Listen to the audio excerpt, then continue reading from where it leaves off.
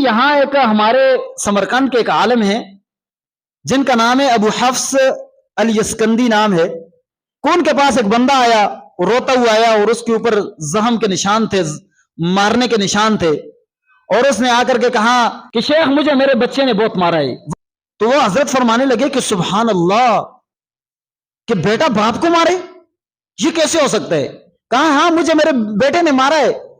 تو پھر شیخ نے پوچھا کہ حل علمت الادب والعلم، کیا آپ نے اسے کچھ علم اور ادب سکھایا ہے؟ کہا نہیں. کہا حل علمتہ الکتاب، کیا آپ نے اسے کتاب اللہ سکھائی ہے؟ کہا نہیں. کہا پھر کیسے مارا ہے؟ کیسے؟ مجھے نہیں پتا کیوں مارا ہے.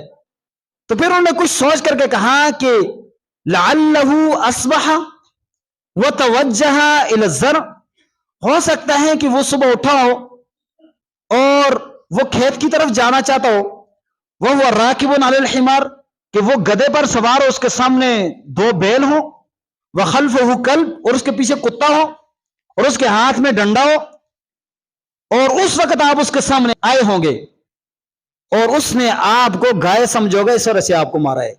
شکر کرو کہ آپ کا سر نہیں توڑا ہے، کہ جب اس کو قرآن آتا نہیں ہے، آپ نے اس کو یہی ماحول فراہم کیا کہ وہ گدھے پر سوار ہو کر کے صبح سویرے کھیتی باڑی کے لیے جائے، اس کے آگے بیل ہو، اس کے پیچھے کتا لگاؤ، قرآن اس کو آتا نہیں ہے، وہ ویسے کچھ بن بناتا ہو، تو آپ کو تو وہ گائے ہی سمجھے گا، وہ اپنا والد تو نہیں سمجھے گا.